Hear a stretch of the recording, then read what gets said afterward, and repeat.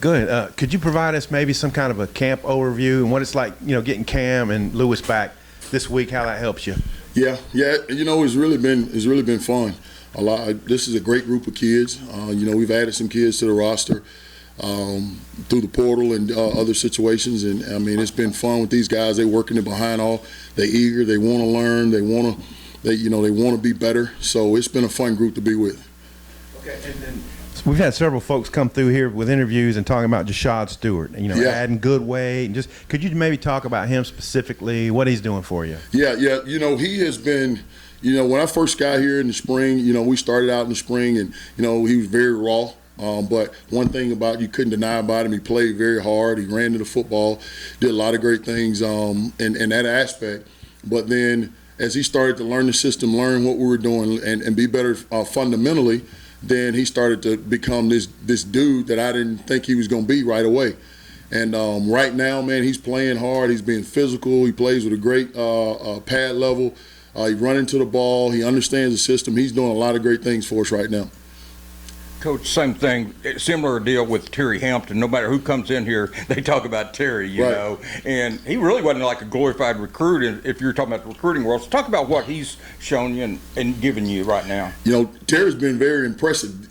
This is the first opportunity, I guess, during camp is to have a chance to see him in pads, up person, and all that. But, he's strong. I guess you can say he has heavy hands. He's a defensive lineman aspect. I mean, he plays with great pad level, and the fact of the maturity and all the different things that he adds to the room. I mean, he's been a great addition for us, and man, we're great to have him because he's going to definitely be a big part of our success this year. Two kids coming in later today, Zach Williams and Eric Gregory. Can you just kind of talk about it? And how much is Eric playing inside? I know he's playing both, but how much inside out is he playing? He's playing both. We're moving him around a good bit. Right now, we're just trying to fit him in in both aspects, because in this league and in this game, inside, you never know what happens. And the more versatile you are, the better you are as a group, as a person to your value to the team. And both of them have done a great job. Zach has done a great job. He's one of the things that I challenged him about earlier in the spring is becoming more physical, and he's definitely taking that to heart. He's being more physical. He's doing playing harder. And so I'm definitely pleased with where they are right now. Coach, you guys ran a little, for us, the first time I guess we've seen the first group with three-man front, and most of the camp has been four-man. But how much do you see yourself going back and forth? Is it going to be dictated by the team you play, or what you guys feel about your own personnel? Yeah, well, we're multiple defense. I mean, and Coach Odom does a phenomenal job with our guys and all that. But we're multiple. We're going to play both. I think it's going to come down to what fits us best in certain situations. So you'll see us in 4 down some, you'll see us in 3 down some, and that's who we are, and that's who we've been from the beginning. I know a big part of what they did last year was 3 down, and partly probably because of the numbers, but we feel good about where we are and right now, and we feel like we can be versatile and we can be multiple in a lot of situations. From a recruiting standpoint, what's the biggest challenge recruiting defensive tackles? Is it just there's not a lot of 6'3", 300-pound guys that can fast twitch? Right. Well, the biggest part is just everybody is 2 positions in the country that everybody recruits heavily every year, and that's corners and defensive linemen. And so you're going to be recruiting against the top programs in the country every year. Part of what we do is just, our deal is just want to get them on campus. And I think when we get them on campus, we can sell them what we have. And we have a great university, great pride about our university, a phenomenal head coach that preaches and believes in the family atmosphere. And I think the kids feel that. And a lot of kids want that more than just, hey, give me the X's and O's. They want, hey, what can you do for me after football and during the process? Coach Pittman's really high on Nico Davier. I hope I'm saying that right. Yeah. Okay, and so Pittman was really high on him when he talked about him the other day. Just what has made him stand out to you so far? He's a physical kid. He's raw, but a very physical kid that runs hard, plays hard. Right now, the challenge is just learning and understanding the defense and how he fits in the defense. Because being in high school, a lot of times when you have bigger players and kids of his caliber, what they do is they have some freedom. And in our defense, we're a gap sound defense, and but he just always seems to find his way around the football, and so it's hard to take a kid off the field like that. And so now it's my job is just two great guys that work with me, and Keith Jones and Kevin Green, those two guys that work. It's our job to get him ready to play, and I think he'll be ready to play for us at some point this year. And then how have you been settling in as a newer part of the staff? And has anything surprised you since you got here? Or no, I've known of Coach Pittman for a long time, and he's been, in this business, he's regarded as one of the best in the business, personally in every aspect. And there's some guys on the staff that I knew, and it's been a great addition. I've been in this state before. Was here for 4 years with Coach Knight at Ouachita Baptist, so I know about the pride and the state of Arkansas and what the University of Arkansas means to the state. So it's been fun. Coach, going back to Nico, Gregory has been working inside and out, but he's an older guy. Nico sounds like he's doing a similar thing. How tough is that, especially for a younger guy? Well, it's very tough for a freshman because, you get them in one position, they're comfortable, then you put them somewhere else, and then all of a sudden their head starts spinning, and it's like you're starting all over again. He started out outside. We moved him inside a little bit to play some inside. But then, we're doing both. We're trying to, like I said about Eric earlier, the more versatile we can make our kids, the better we will be along the year because, it's just inevitable things happen throughout the year. And you have to have them ready to play. And the more versatile they are, the better we'll be. Coach Pittman said Jordan Dominic's first few practices were pretty rough, but has gotten a lot better. How have you seen him transform over the last 10 practices or so? Yeah, they were rough. I guess rough would be an understatement, But I tell you, he is, man. He's really come along. I just don't think he understood our standard and what we're looking for, but he does now. Our kids have done a great job of bringing him up to that point, and he's bought in, man. He's playing hard. He's running hard. My challenge to him is to continue to keep his weight up and become more physical and do some of the things we're asking him to do. And I think he's going to be a big help for us this year. Isaiah, he's obviously a key guy in there and a real vocal leader. We haven't worked with him now for a while, going back to spring. What's your take on Isaiah and how important he is to y'all in there? Zay is kind of as solid as I've ever had. He knows inside and outside. He can play all of them.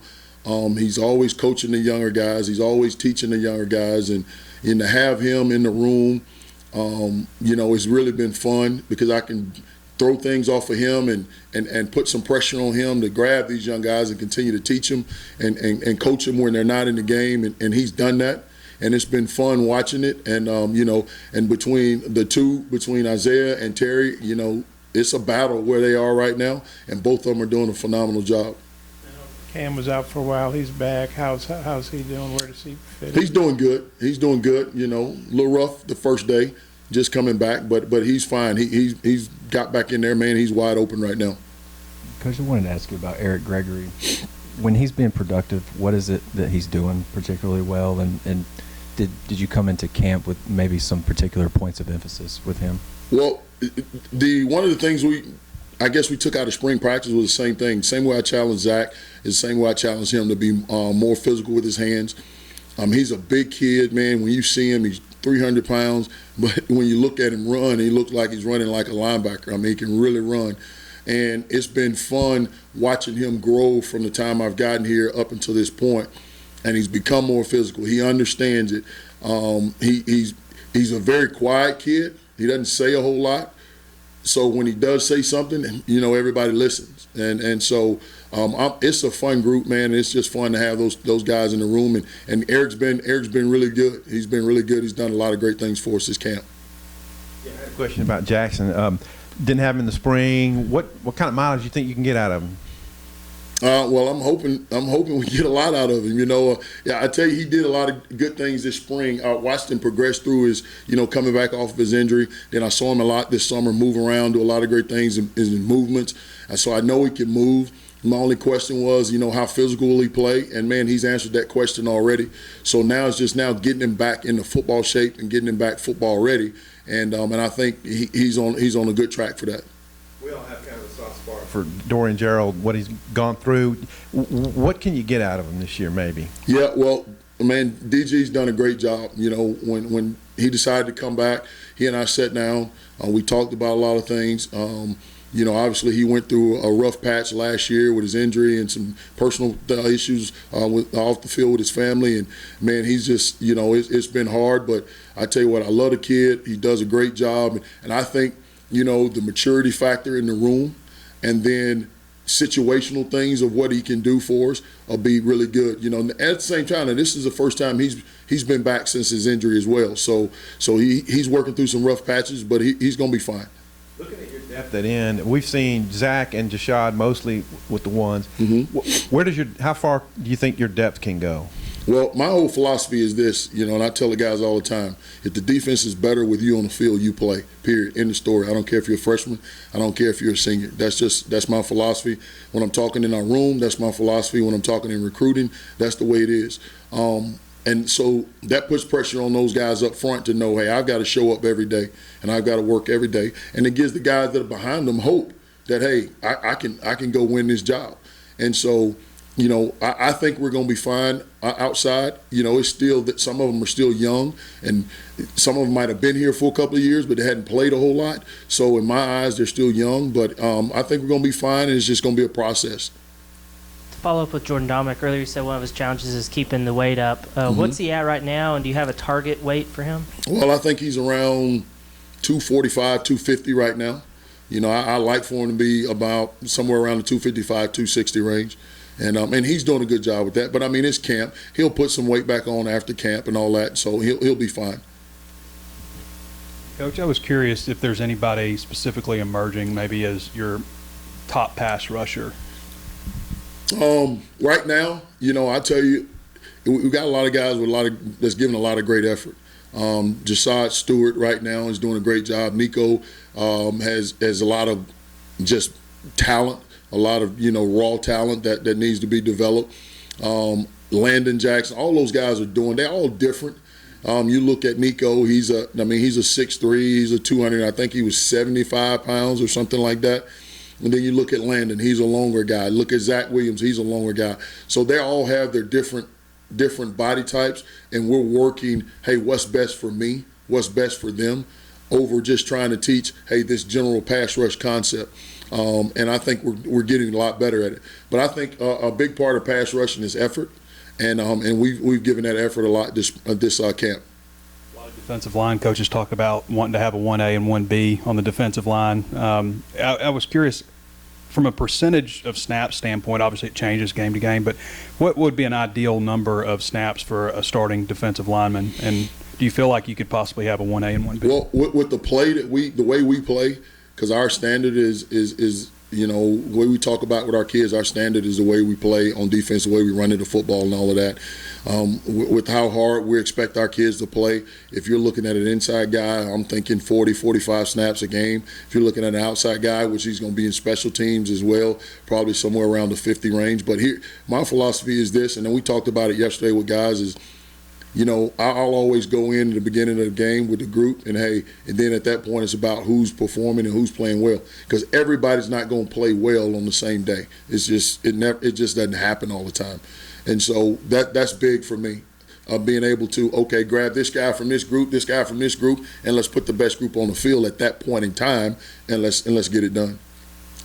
Kind of follow up on that. I mean, it's going to be pretty hot on September 3rd, 2:30, and right. 11 a.m. the next week.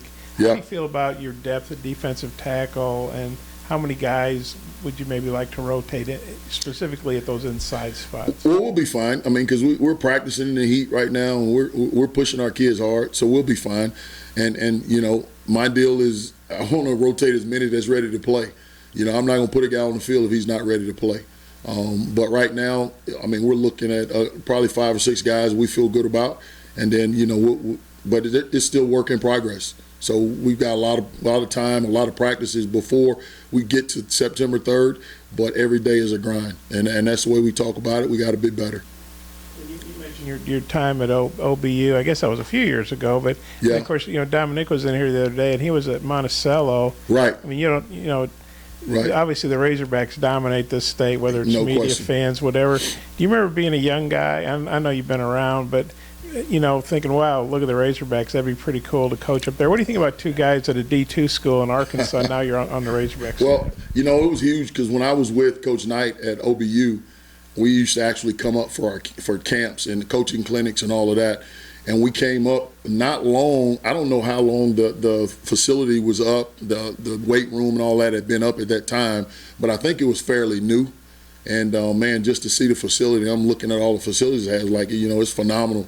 And then now to be here and be a part of it and then see all the changes, because I don't even think this part was here during that time, but to be a part of it, man, is really great. Like I said, it's great to be a part of this staff. Is it cool that you and Dominic, It is, which he and I had never worked together, but the funny part is I'm the oldest guy in the room right now, and so that kind of hit home the other day when we're sitting in the room and we're talking ball, and I'm looking around and I'm the oldest guy, and I'm like, oh man, this thing's passing me on pretty quick, but he's fun, man, great coach, like I said, and it's a great staff to be around. Coach, just how do you feel about the pass rush right now? From the defensive line being able to get a pass rush, and is it tough? I mean, what's the challenges of a three-man front to get the pass rush, that you want and stuff? Well, it's always challenging when you're only rushing three and they've got 5 or 6. You're looking at a double team on every one of them right away. But, it's just like a lot of people ask me about holding and things like that in this league. I mean, it's only holding when they call it. So, to me, it matters if we're rushing 4 or we're rushing 3, I expect the same. I expect guys to have great pass rush lanes. I expect them to get to the quarterback. And like I said, that's still a progress, something that's in progress. And the guys are working hard, so we're getting better at it. And, we'll see what September 3rd, what happens on that day. I want to ask you, we kind of talked about you personally, but taking the job, like interviewing and getting a chance to come on this staff and, work with Sam, work with Barry, and what did that mean to you? Man, tremendous. Like I said, I've known about Coach Pittman's his personality and the type of person he was or he is for a long time. I've known that for a long time. And to meet Coach Odom, I was at another school in this conference when Coach Odom was at Missouri and all of that, and I've known a lot about him. But to be around and work with him on a daily basis, man, it's unbelievable. Just to watch him and listen to him and sit down and bounce things off of him. And then, a lot of coordinators are, I don't want to use the word, well, a lot of coordinators, they want to do things their way, but he is such an open guy. Hey, let's do what's best for us, and that's great to be a part of it. Am I wrong thinking Dorian was just having a phenomenal spring, and what are you missing by not having him, and how's he doing with his rehab? Yeah, you're not wrong. He was having a great spring, and it's tough not to have him out there, but he's bought into his role at this point of being a leader and talking to the younger guys and being a motivational guy in the room. And, he is definitely probably the most outspoken guy in our room, but he's very, he gets after it. So if he sees him lagging and dragging around, he'll get on him pretty good. I know you guys haven't put in the game plan for Cincinnati yet, but I'm sure you watched them over the summer. I think they have all their starters back, and 3 of them are like preseason first team, all conference. Just wonder what you think about their offensive line, what kind of challenge that's going to present in the opener. Well, I mean, it's always going to be a challenge. I mean, they were basically a Final Four team last year, and so they've done a great job, and we haven't spent a whole lot of time on them at this point. Right now, it's about us and about getting us where we need to be. And when it comes time for us to start talking about them, we'll start talking about them. But obviously, they're a great program. They've done a great job. Coach Fickle and his staff has done a great job. And so, man, it'll be a fun day. You guys brought in 3 D-line transfers last year. The D-line coach before you brought in 3 D-line transfers a year before that. Is that a trend that you see continuing, or would you always like to hold some spots in recruiting for transfer D-linemen? Well, first of all, this portal thing makes everything different. But you always want to set a base, and you want to set a base with high school kids. You want to have a good base of things. There are going to be times where you're going to bring kids in to kind of fill a need or fill a hole. You don't want to make a living in that, but it's definitely an option. But we want to do a great job of building a base with high school kids, and so we can have kids for the longevity of their time, and not having kids jumping in and out, being here 1 year, leaving, and this and that. But that's part of the football world right now, and that's just, and, we're just fitting in where everybody else is fitting in. Coaches got to go out in the evaluation period for the first time since COVID. What was it like for you recruiting to Arkansas, and what recruiting territories are you focused on? Well, I'm down in the El Dorado area, down Fordyce, or down in that area, and it's good because a lot of the coaches that were in the state when I was here before are still here, and it's great seeing a lot of them because I haven't seen them in a long time. And man, there's a lot of great players in this state, and obviously we want to dominate our state, and then get out and try to find other players in other areas that's going to help us be successful and reach our goals. But recruiting in this state is something special because, like I said, the high school coaches are so dedicated and so passionate about their kids and this university, and so it's great to be a part of it and great to see some of those guys. So you more spot recruit, I guess, in addition to Arkansas? Yeah, that's what it is. We all have a certain area in Arkansas, and then we're basically, and we have out-of-state areas as well. But hey, what I've learned a long time ago, you got to take care of your room, make sure your room is right, and then hey, work other areas. And we do a great job as a staff bouncing off each other in certain areas and all of that. Supposed to do a little bit of pass rush stuff. I was curious if he works with you in terms of like some of his pass rush moves and stuff like that. He's worked a little bit, but not a whole lot. Drew is so natural, and when you get kids like that are natural with a lot of their pass rush ability, you don't want to mess it up. You just want them to go do things and do what they do and then play off of it, and he has that ability. And we're going to do things that's going to allow him to be who he is, and we'll play off of him. And then there's some times where we have things designed directly for him and other guys as well. We like to ask the coaches about the other side of the line because we were asking the O-line about y'all yesterday. Uh-huh. So what have you made of what you see from this veteran offensive front? How good they can be? Man, they're a great front. I mean, you talking about Ricky and all those guys, man, they do a phenomenal job, play hard. You're looking at the offensive line that led all Power 5 in rushing last year. And to go against that group every day is only going to make us better. And we're as they say, iron sharpens iron. We're really, really working hard against them, and they're working hard against us, and we're trying to make each other better every day. Zach's a legacy kid. What's his upside? What's his potential for Zach Williams? Oh man, he's going to be great. I think he has such natural ability to. He's almost like he's smooth in a lot of things that he does. He's in and out. You find him, you see him in a bad position, but all of a sudden, the snap of a finger, he's worked himself right back where he needs to be. I think he's going to be a really great player for us. And I'm excited to watch him play. I mean, he does a lot of great things. So I'm excited about him. I'm excited about Eric. I'm excited about the whole group, to be honest with you.